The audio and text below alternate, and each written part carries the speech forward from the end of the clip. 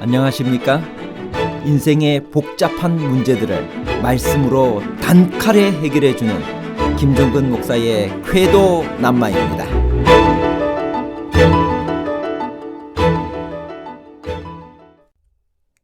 하나님의 사자가 삼손의 아버지가 아닌 어머니에게 먼저 나타난 이유는 무엇일까요? 하나님께서 삼손을 선택했어도 그 뜻을 인간 스스로가 거스릴 수가 있었나요? 사사기 13장 1절에 하나님이 이스라엘 자손을 40년 동안 블레셋 사람의 손에 넘겨주신이라는 표현은 하나님께서 일부러 그렇게 하셨다는 의미인가요? 아니면 단지 하나님께서 그렇게 흘러가도록 내버려 두셨다는 유대식 표현인가요? 일부러와 허용에 관한 복잡한 문제를 하나님 말씀의 가르침으로 명쾌하게 해결해 드리겠습니다. 이스라엘을 40년 동안이나 괴롭힌 블레셋 사람은 어떤 민족인가요? 이스라엘과의 관계는 어떠했나요? 사사기 13장 1절. 이스라엘 자손이 다시 여호와의 목전에 악을 행하였으므로 여호와께서 그들을 40년 동안 블레셋 사람의 손에 넘겨 주시니라. 블레셋 사람들도 히브리인들처럼 팔레스타인에 침입하여 정착하게 된 사람들로서 한정된 숫자이기는 하나 아브라함 시대부터 팔레스타인에 거주했습니다. 그러나 그들이 본격적으로 팔레스타인으로 이주하게 된 것은 BC 12세기 초반이었을 것입니다. 애굽인들이 해양 민족이라고 부르던 이들은 BC 1194년경 애굽의 람세스 3세에게 패하여 퇴각하였는데 그중 일부가 가나안의 서쪽 해안 평야로 이주하여 정착하게 되었습니다. 히브리인은 블레셋 사람들을 펠리슈팀으로 그들의 영토를 펠레샤트라고 불렀으며 후에는 이 지역 전체를 팔레스타인이라고 부르게 되었습니다. 블레셋 사람들은 주로 평지에 있던 5 고대 성읍, 즉 에그론, 가사, 아스글론, 아스돗, 에글론에 거주했으며 사울 왕 시대에 와서는 북쪽으로 에스드렐론 평지와 갈릴리 바다까지 이르는 팔레스타인 서부 전역을 장악하게 되었습니다. 삼손 시대부터 다윗에게 정복당할 때까지 그들은 이스라엘의 주적이었습니다. 이스라엘 자손이 하나님의 목전에서 악을 행하였으므로 하나님께서 그들을 40년 동안 블레셋 사람의 손에 넘겨주셨다라고 했습니다. 이 말씀의 의미와 배경은 무엇일까요? 사사기 13장 1절. 이스라엘 자손이 다시 여호와의 목전에 악을 행하였으므로 여호와께서 그들을 40년 동안 블레셋 사람의 손에 넘겨주시니라. 하나님의 목전에서 악을 행하였다는 말씀이 섬뜩한 느낌을 줍니다. 그것은 도전적인 모습입니다. 하나님의 모든 사랑과 은혜를 무시하는 태도입니다. 그분의 축복과 돌보심을 하찮은 것으로 여기는 방자한 태도입니다. 그들의 운명이 블레셋 사람의 손에 넘어간 것은 그들의 선택이지 하나님께서 일부러 그렇게 하신 일이 절대 아닙니다.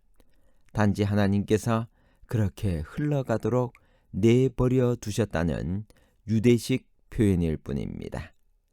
블레셋의 억압을 받은 40년 기간 동안에 삼손의 활동이 포함되어 있으며 그 기간은 사무엘 초기까지 이르는 것으로 보입니다. 삼손은 어느 지파에 속했으며 그 부모의 이름은 무엇이었나요? 사사기 13장 2절. 소라 땅의 단 지파의 가족 중에 마노아라 이름하는 자가 있더라. 그의 아내가 임신하지 못하므로 출산하지 못하더니 삼손은 단 지파에 속합니다. 그의 아버지의 이름은 마노아이고 어머니의 이름은 나타나 있지 않습니다. 삼손의 탄생 이야기에서 하나님의 사자가 누구에게 먼저 나타났나요? 그가 전해준 기별은 무엇이었나요? 사사기 13장 3절에서 5절입니다. 여호와의 사자가 그 여인에게 나타나서 그에게 이르시되 보라 내가 본래 임신하지 못함으로 출산하지 못하였으나 이제 임신하여 아들을 낳으리니 그러므로 너는 삼가 포도주와 독주를 마시지 말며 어떤 부정한 것도 먹지 말지니라. 보라 내가 임신하여 아들을 낳으리니 그의 머리 위에 삭도를 대지 말라. 이 아이는 태에서 나옴으로부터 하나님께 바쳐진 나실인이 됨이라. 그가 블레셋 사람의 손에서 이스라엘을 구원하기 시작하리라 하시니. 블레셋 평야가 내려다 보이는 산지의 변경에 소라라는 작은 마을이 있었습니다.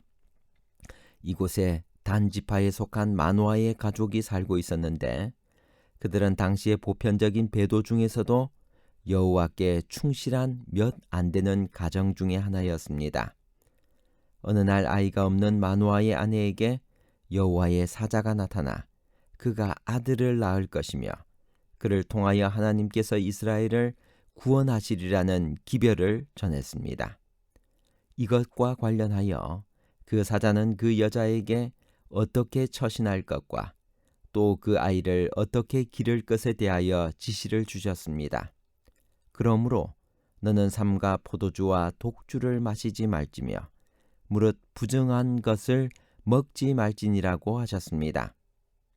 하나님의 사자가 남편 마노아에게 나타나지 않고 아내에게 먼저 나타난 것은 태중의 아이를 하나님의 뜻대로 키울 책임이 먼저 엄마에게 있기 때문입니다. 예수께서 탄생하실 때에도 천사가 마리아에게 먼저 나타나서 기별을 전해 주었습니다. 삼손은 태에서 나옴으로부터 하나님께 바쳐진 나실인으로 태어났습니다. 나실인이란 무엇인가요? 나실인이란 특별한 소망이나 목적을 가지고 일정 기간 혹은 평생 동안 자신을 세속으로부터 구별하여 하나님께 드리기로 서원한 사람을 말합니다.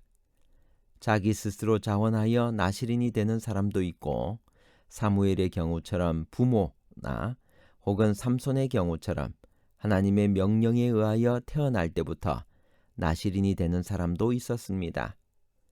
나실인이 되는 것은 남녀의 구별이 없었지만 여자는 아버지나 남편의 승인을 얻어야 했습니다. 나실인은 서약 기간 중 포도주나 포도나무 산물을 입에 대지 않으며 머리를 깎지 않고 시체에 접근하지 못하는 등 몇 가지의 금기 사항을 엄격히 준수해야 했습니다. 아이가 태어나자 그의 이름을 무엇이라고 지었나요? 그 이름에는 무슨 소망이 담겨 있나요? 삼손에 대한 하나님의 계획은 무엇이었나요? 그럼에도 불구하고 그의 삶은 어떤 방향으로 흘러갔나요?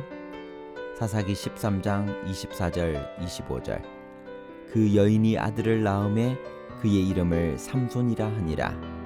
그 아이가 자라매 여호와께서 그에게 복을 주시더니 소라와 에스타올 사이 마하네단에서 여호와의 영이 그를 움직이기 시작하셨더라. 삼손이란 이름의 뜻은 태양입니다.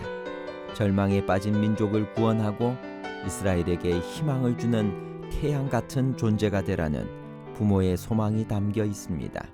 그러나 유감스럽게도 그 태양은 인간의 약점을 벗어나지 못하고 곧 어두워지고 말았습니다.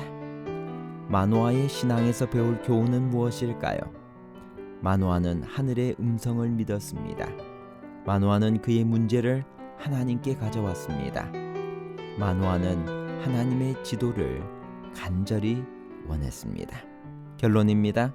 첫 번째, 사사기 13장 1절에 하나님이 이스라엘 자손을 40년 동안 블레셋 사람의 손에 넘겨주시니라는 표현은 단지 하나님께서 그렇게 흘러가도록 내버려 두셨다는 유대식 표현입니다. 두 번째, 하나님의 사자가 남편 마노아에게 나타나지 않고 아내에게 먼저 나타난 것은 태중의 아이를 하나님의 뜻대로 키울 책임이 먼저 엄마에게 있기 때문입니다. 세 번째, 마노아의 신앙에서 배울 교훈들은 마노아는 하늘의 음성을 믿었고 그의 문제를 하나님께 가져왔고 하나님의 지도를 간절히 원했습니다. 감사합니다.